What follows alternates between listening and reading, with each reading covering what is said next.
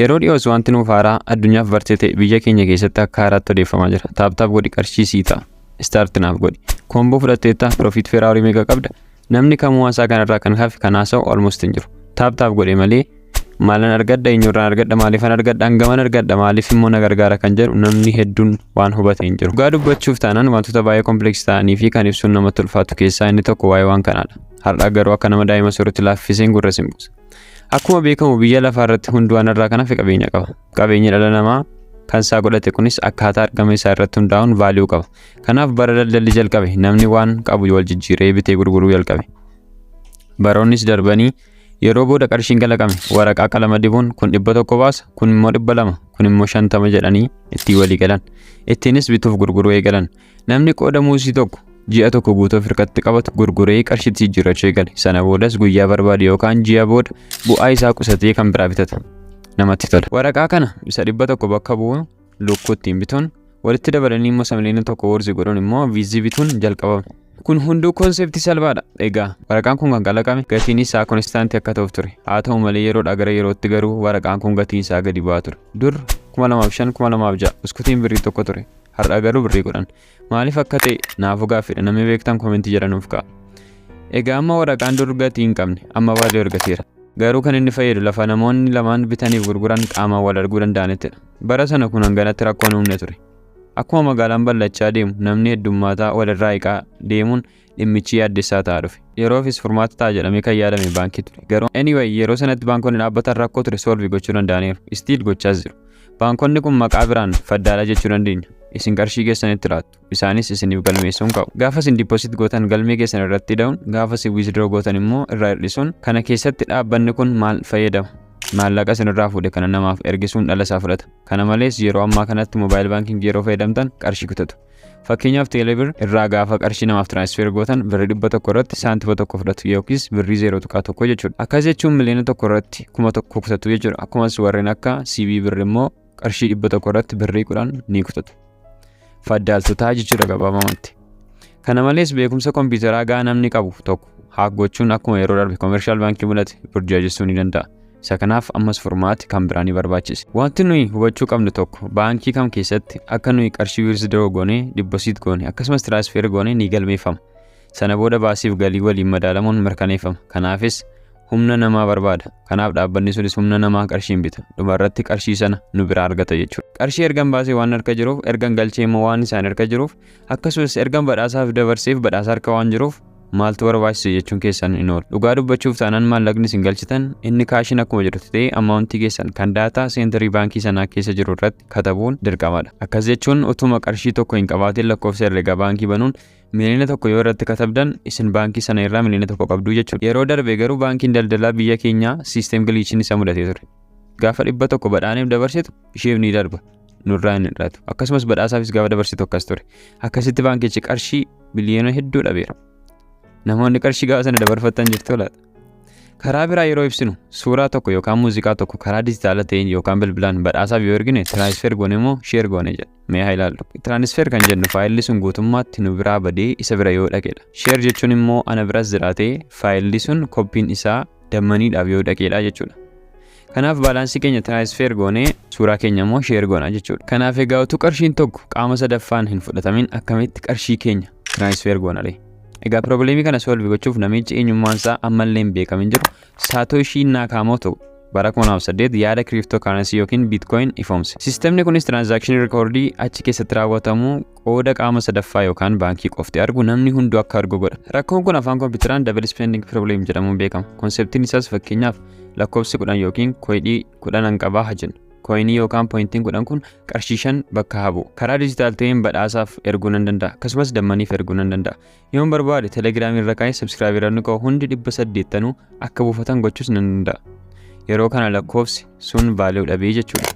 Egaa isa kana akka inni koppii hin taane mirkaneessuuf dirqama qaamni sadaffaan taa'ee boonaan dammaniif badhaasaan badhaatuuf ergeera jedhee mirkaneessuu qaba. Kun immoo karaa biraa siistema baankii karoora laallee sanaa waliin gosa tokkodha jechuudha. Yookaan baankii dhiisnee nama tokko yoo bakka buusne namni sun koinii sanaaf hangam amanamees efficiency akkamii qaba inni jedhu hundaaf gaaffiidha. Isa kana fiksi gochuuf jecha namichi kun kan cryptocurrency yookaan bitcoin jedhee siistema blockchainiidhaan hojjetu kan ifoomse. Yaadni namicha kanaas gabaabaatti akkas ture. Transakshinii raawwatamu kamiyyuu namni hundi akka argutti maaliif hin goone kan jedhu ture. Egaa transakshinonni kun intarneetii irra namoota jiran maratti waan mul'atuuf eenyullee burjaajessuu yoo barbaade informationii kompiitara hundarra jiru hack gochuu qaba. Kompiitaroota kumaatamaa oliin lakkaa'aman kana hack gochuun immoo waan yaadamu natti hin fakkaatu. Maaliif yoo jettan yoo tokko hack godhee burjaajesse inni tokko waan arguuf battalumatti saaxilama. Konseptii ajaa'iba. Egaa transakshinii kana hunda control gochuuf namoonni tahan kunis coinii hanga ta'e akka rewardatti ni kennamaaf. Kanaafis gammachuun hojjetu. Isaan kunneen warra cryptocurrency miners jedhamanidha.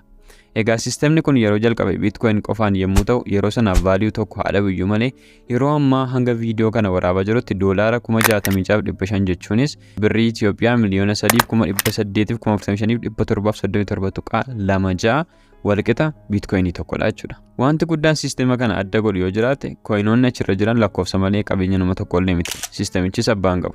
Mootummaas ta'e kaampaaniin kamillee harka keessaan qabu. Jechuunis own kan godhu hin jiru jechuudha. Egaa yeroo dhiyoos coinoonni kan akka Ethereum, Notcoin hanga Bitcoin Wars gochuu dadhabanis malee yeroo ammaa kana pilaatfoormii sistema cryptocurrency kan support godhan irratti reedis ta'aa jiru jechuudha yookiis bitamanii gurguramaa jiru. Egaa Bitcoiniin tokko doolaara 66,500 yookiis qarshii Itoophiyaa miliyoona 3,845,737 erga ta'ee akkamitti transfer goonee fayyadamna. Dur a fraction of dollariitu coiniti jijjiiramatu. Kana jechuunis doolaara 0.002 fakkeenyaaf coinii tokko wajjin walqixa akka jechuuti. Bitcoinii hedduutu walitti dhufee doolaara tokko ta'a jechuudha gabaabatti. Amma garuu faallaadha qarshiitu walitti dhufee Bitcoinii tokko ta'a. Kanaaf nuyi qarshii keenya deposit goonee Bitcoiniitti erga convert goonee booddee encrypted bifa ta'een transfer gochuu ni dandeenya jechuudha. Kana jechuun coinii birrii 100 caalaaf dabarsuu dandeenya, coinii birrii 50 immoo badhaatuuf dabarsuu dandeenya jechuudha.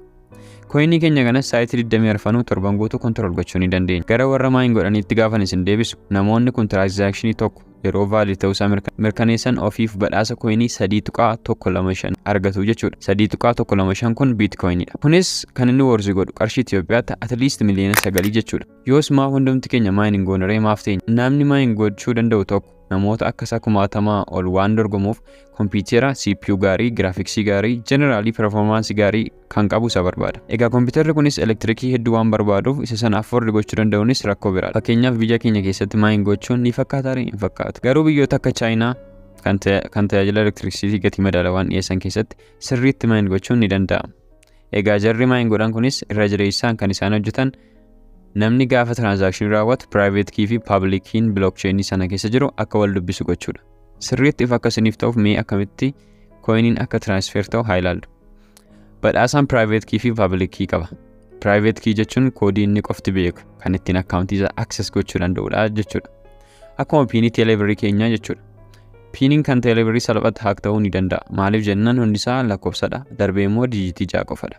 Kanaaf maatii isaa gaafa hojjennu carraan lakkoofsota 0-9 jiran kanneen baay'inaan 10 ta'an keessaa namni tokko lakkoofsa dijitii 6 filatee yookiis uummatee paaswordii isaa godhachuu yookiis piinii isaa godhachuu walqixa 10 times 10 times 10 times 10 times 10 ta'a jechuudha. Kana jechuunis 10 the power of 6 yookiis miliyoona 1 jechuudha. Isa kana Bradford fayyadamuudhaan kompiitaraan guyyoota yookiis saayitii muraasa keessatti bira ga'uu ni dandeenya jechuudha. Garuu private key kun dijitii 34 yommuu ta'u capital letter, small letter akkasumas lakkoofsa 0-9 of keessatti dabalata.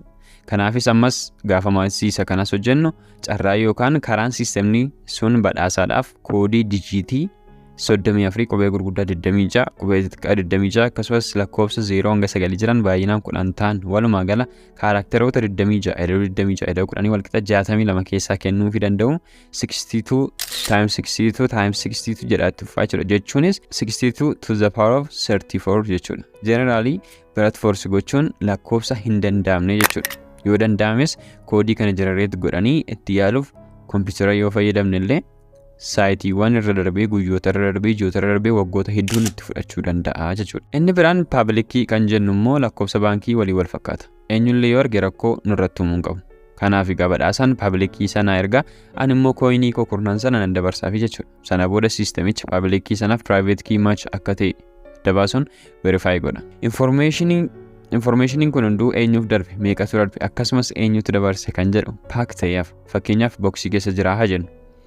Ammas coiniin sun ni darba waan ta'eef ammas boksii biraatu uumama. Akkasitti boksiiwwan uumaman kun walitti hidhamuun hidhamiinsa saanduqootaa yookiis blockchain kan jedhamu sistema biraan uumu. Egaa sistemni blockchain jedhamu kun cryptocurrency keessatti qofaa osoo hin taane wiilii mana jireenyaa barreessuu, sirna filannoo mootummaa fi wantoota of eeggannoo barbaachisan hunda keessatti sisteema bu'aa gaarii argamsiisaa jirudha. Akkasumas dark web irrattis meeshaawwan hamoon waan ittiin daldalamaniif miidhaansas hagana hin jedhamu. Waa'ee cryptocurrency yookiis bitcoinii hagana erga jennee egaa coinoonni Telegram irratti hostir ta'anii akka projektiitti isin taaksii referraaliif taaf gochuun kalleektii gochaa jirtan kunis yoo waaqayyo jedhe akkuma notcoin cryptocurrency irratti liistii ta'uun sooramuu dandeessu.